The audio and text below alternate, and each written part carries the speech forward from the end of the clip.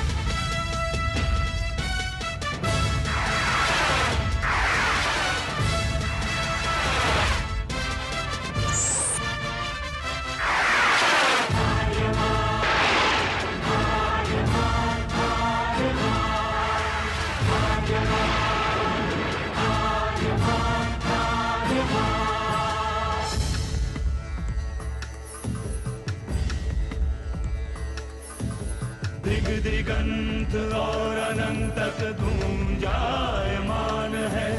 ब्रह्मनाद है विधि का वो अटल विधान है। धर्म की अधर्म पर विजय का वो प्रमाण है। जायमान है वो अटल विधान है। विजय का वो प्रमाण है। ब्रह्मांड का महान योद्धा आर्यमान है।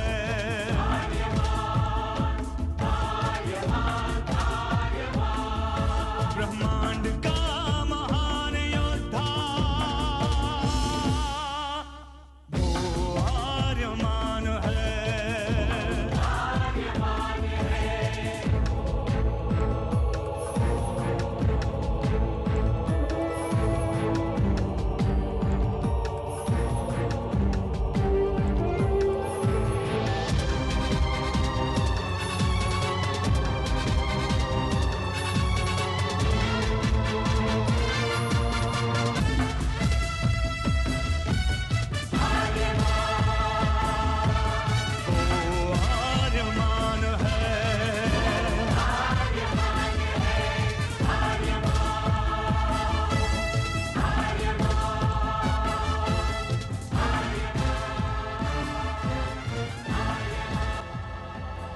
अनंत असीम ब्रह्मांड, अद्भुत, विशाल, विराट, जहां असंख्य आकाश गंगाएं प्रतिक्षण बनती रहती हैं, मिटती रहती हैं।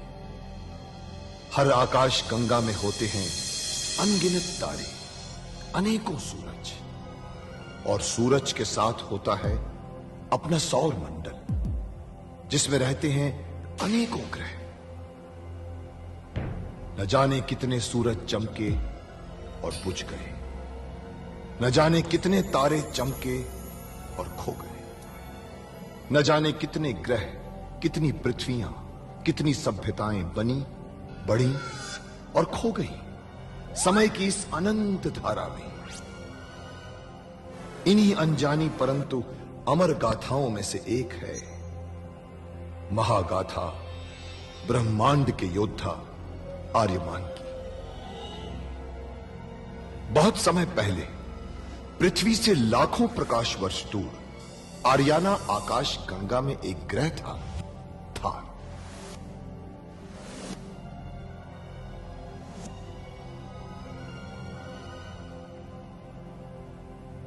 थार एक रेगिस्तान था, पानी की बूंद नहीं थी, फिर भी पूरे ब्रह्मांड के लिए मूल्यवान था थार, क्योंकि थार में थी ऐसी खाने जहां से दुर्लभ जीवनदायी पदार्थ निकलता था, जिसे थारस कहते थे। यह किसी भी ग्रह की जहरीली से जहरीली हवा को भी रासायनिक प्रक्रिया से प्राणवायु बना देता था, जीने के लायक बना देता था। कहावत थी, थारस जिसके वश में, पूरी आकाश गंगा उसके वश में। आर्याना आकाश गंगा की संरक्षक संस्था ओमियान के नियमों के अनुसार थारस को कोई भी व्यक्ति अपने वश में नहीं कर सकता था। यहां तक कि थार ग्रह का राजा जारांत भी नहीं। राजा होते हुए भी जारांत अपना राज्य गणतंत्र प्रणाली से चलाता था। खानों से निकलने वाले थारस का 25% भाग ही थार ग्रह के हिस्से में आता था। बाकी का हिस्सा ओसेक अंतरिक्ष संगठन में चला जाता था। ओसेक आर्याना आकाश गंगा के व्यापारियों का संगठन था और जिसका संचालन अंतरिक्ष में बनाए गए एक कृत्रिम ग्रह ओसेक से होता था। मगर ओसेक संगठन में कई व्यापारी ऐसे भी थे जो अति महत्वाकांक्षी थे, जो पूरे ब्रह्मांड में अपना आधिपत्य स्थापित करना चाहते थे। परंतु जब तक ओमियान था तब तक कोई कुछ नहीं कर सकता था। ओमियान अंतरिक्ष के लोगों की संरक्षक संस्था थी, जो अंतरिक्ष के निवासियों के हितों का पूरा ध्यान रखती थी और अपनी शांति सेना के द्वारा संपूर्ण ब्रह्मांड में शांति और व्यवस्था बनाए रखती थी। इसी ओमियान संस्था का अध्यक्ष था महान होशिंग। होशिंग जिस ग्रह पर रहता था उस ग्रह का नाम था गुरुक्षेत्र, जहां आज छिड़ी हुई है एक महाजंग।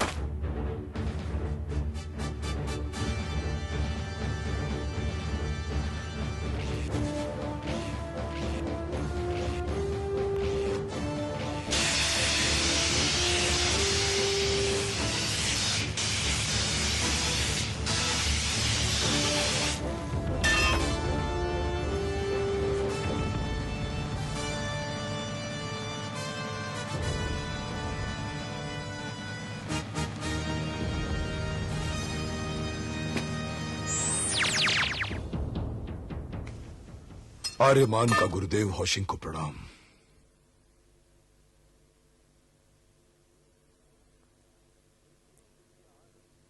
एक गुरु के लिए आनंद नहीं इससे बड़ा जब उसी का शिष्य उसे परास्त कर दे। सिद्ध हुए तुम शस्त्रों की परीक्षा में आर्यमान। शास्त्रों की परीक्षा में भी मैंने नहीं पाया शिष्य तुमसे श्रेष्ठ। योद्धा नहीं है ब्रह्मांड में तुम्हारे समान। मुक्तिदाता होगे तुम ही, आर्याना आकाश गंगा के। आपके आशीर्वाद से सब कुछ संभव है आचार्य। परंतु स्मरण रहे, शत्रुता के लिए कभी शस्त्र मत उठाना हाथ में। शस्त्र उठाना सदैव शास्त्रों के सम्मान के लिए, धर्म की रक्षा के लिए। शक्ति की सार्थकता होती है तभी जब वो बनती है भुजा दुर्बलों की, आंख अंधों की, आवाज गूंगों की। जितना मेरे पास था मैंने तुझे दिया आर्यमान, शेष तुझे सीखना है जीवन से। मेरे जीवन तो आपके चरणों में है आचार्य। आपके वचन मेरे लिए शास्त्र हैं और आपके इशारे मेरे लिए आदेश। और ये गुरुक्षेत्र मेरे लिए विश्व है आचार्य। मुझे और कुछ नहीं चाहिए, मुझे और कुछ नहीं चाहिए। गुरु शिष्य का गर्भ होता है आर्यमान, और एक ना एक दिन गर्भ तो छोड़ना ही पड़ता है जीने के लिए। समय से अधिक रहना गर्भ में हानिकारक होता है दोनों के लिए। तेरा जन्म नहीं हुआ इस गुरु क्षेत्र से बंधे रहने के लिए। अनंत ब्रह्मांड है तेरी कर्म भूमि, और तेरा कर्म है मुक्ति आर्याना अंतरिक्ष की। आर्याना, अंतरिक्ष, ब्रह्मांड, मेरे कंधों पर इतना बोझ मत डालिए आचार्य। मैं तो केवल आपका शिष्य रहकर ही संतुष्ट हूं। शिष्य रहकर संतुष्ट है, केवल संतोष तेरी नियति नहीं है आर्यमान। तेरी भुजाओं में अंतरिक्ष का भविष्य है। स्वप्न है तू जिसे देखा है आर्याना ने शताब्दियों से अपनी मुक्ति के लिए। तू ना तो गुरु क्षेत्र का था, ना गुरु क्षेत्र का है, ना गुरु क्षेत्र का रहेगा। अरे गुरु क्षेत्र तो मात्र एक पड़ाव था तेरी अनंत यात्रा में। तो फिर मैं कौन हूं आचार्य? मेरा परिचय क्या है? मुझे आज तक नहीं बताया गया है कि मेरे माँ बाप कौन है, कहां जन्मा हूं मैं, कैसे यहां आया हूं, कहां से आया हूं, कहां जाऊंगा मैं। क्यों मेरे कंधों पर इतना बड़ा बोझ डाला गया है आचार्य? समय आ गया है कि तू स्वयं मिले अपने इतिहास से आर्यमान। इतिहास? हाँ, एक दिन तुझ पर पुराण लिखे जाएंगे। बनेगा तेरा इतिहास महागाथा ब्रह्मांड की। प्रारंभ होती है जन्म से कई प्रकाश वर्ष पहले,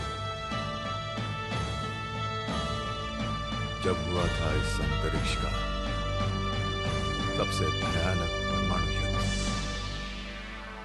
लाखों ग्रह और उपग्रह तो क्या, तारे तक झुलस गए थे इस महायुद्ध में। बचे हुए ग्रहों के लोगों ने अपने प्रतिनिधि बुलाए शांति की स्थापना के लिए, ओमियान की स्थापना के लिए। तब से ओमियान के संरक्षक शांति और व्यवस्था रखते आए हैं अंतरिक्ष में अपनी शांति सेना से। अध्यक्ष रहा हूं मैं तब से ओमियान का। लेकिन जीवन चलता नहीं केवल शुभ से, अशुभ का प्रतीक भी आता रहता है।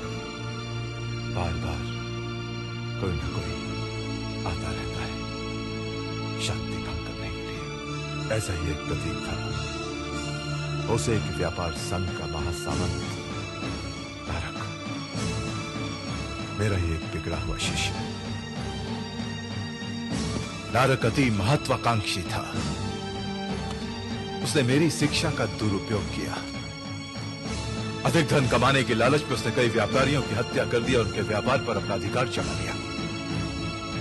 उसने इतना धन इकट्ठा कर लिया कि थार नरेश जारांत को भी चालाकी से अपने जाल में फंसा दिया और जीवन उपयोगी थारस पर अपना ठेका जमा लिया। समस्त ब्रह्मांड में वो अपनी मनमानी करने लगा।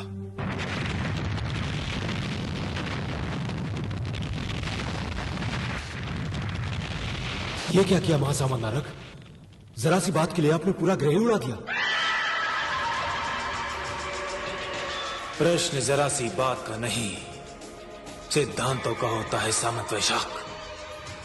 जरा सी खरोंच आगे चलकर नासूर बन जाती है, इसलिए इसका इलाज पहले ही आवश्यक होता है। ये कैसा इलाज? उसने आपका एक छोटा सा प्रस्ताव नहीं माना, उसके लिए आपने करोड़ों लोगों की जानें ले ली। एक बात याद रखो सामंत वैशाख, जो चीज नारद के काम नहीं आ सकती वो किसी और के भी काम नहीं आ सकती। ये सरासर अन्याय है, आतंक है। उसे व्यापार संघ के अध्यक्ष को संयम से काम लेना चाहिए। खामोश! हमें उपदेश देते हो? ये मत भूलो सामंत वैशाख कि नारद के नेतृत्व में ही ओसेक व्यापार संघ ब्रह्मांड का सबसे बड़ा और शक्तिशाली समूह बना है। आज अंतरिक्ष के व्यापार पर उसे का ही एक अधिकार है। इसमें सिर्फ आपका ही नहीं, ओसेक संघ के सदस्यों का भी महत्वपूर्ण योगदान है। योगदान उनका केवल गिनती का है। उन्होंने सदस्य बनकर सिर्फ संख्या बढ़ाई है।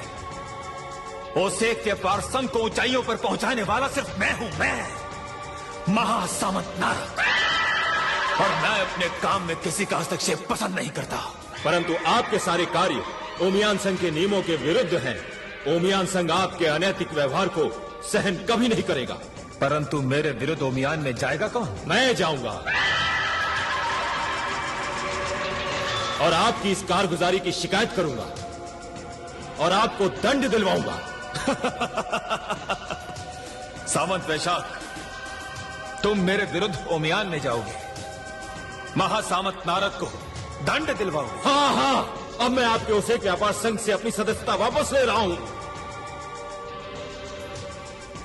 बहुत अच्छे सामंत वैशाख, अब जब तुम उसे एक संघ के सदस्य नहीं रहे तो उसे एक संघ को भी तुम्हारी कोई आवश्यकता नहीं।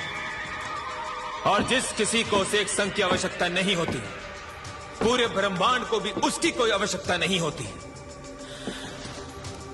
सामंत वैशाख, हम तुम्हारे त्याग पत्र पर मोहर लगाते हैं।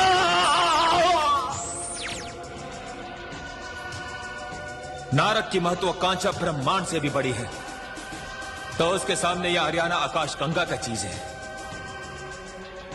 जो हमारी महत्वाकांक्षा के विरोध में सर उठाएगा, वो सर इसी प्रकार कुचल दिया जाएगा। हरियाणा तो नारद के विजय अभियान का प्रथम चरण है। उस पर अधिकार करने के लिए पहले हमें थार ग्रह के महाराज जारांत के थारस पर पूरा अधिकार प्राप्त करना होगा, और उसके बाद उसे एक व्यापार संघ के अंतरिक्ष यान ब्रह्मांड की दूसरी आकाश गंगाओं की यात्रा करेंगे, उन पर विजय प्राप्त करेंगे। ओसेक को ब्रह्मांड के कोने कोने में पहुंचाने का सपना देखा है महासामंत नारद ने। अगर कोई हमारी महत्वाकांक्षा के विरोध में खड़ा होने की कोशिश करेगा, तो उसे नारद से भी बड़ा सपना देखना चाहिए, और उसके पास नारद से भी ज्यादा खतरनाक दिमाग होना चाहिए। प्रणाम महासामंत नारद। जाबू नरेश शोर ने क्या उत्तर दिया दूत? जी ये अटक अटक कर क्या बोल रहे हैं? साफ साफ क्यों नहीं बोलते? जाबू ग्रह के राजा शोर ने अपनी पुत्री के साथ आपके विवाह प्रस्ताव को अस्वीकार कर दिया है। क्या? और तुम बुजदिलों की तरह वापस आ गए। आगे मुझे कदम बढ़ाने की आपकी आज्ञा नहीं थी महासामंत नारद। मूर्ख, ऐसे मामलों में नारद की आज्ञा की आवश्यकता नहीं होती। उस बुड्ढे की इतनी हिम्मत कि हमारे प्रस्ताव को ठुकरा दे। दूत जी, जाबू ग्रह पर आक्रमण की तैयारी करो। क्या करने का निशान हमारे अंतरिक्ष की चीज शायद तभी बुलाई थी मैंने आपातकालीन महासभा ओमियान की।